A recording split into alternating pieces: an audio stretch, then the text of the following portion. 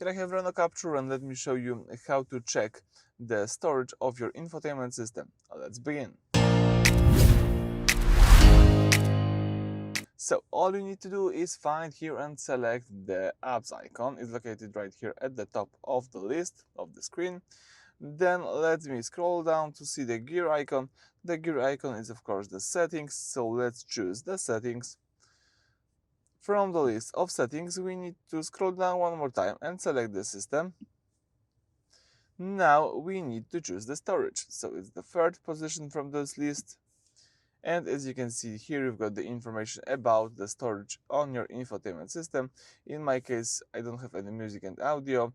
My apps are only 2 gigabytes, no files in my case, and system is holding 34 gigabytes.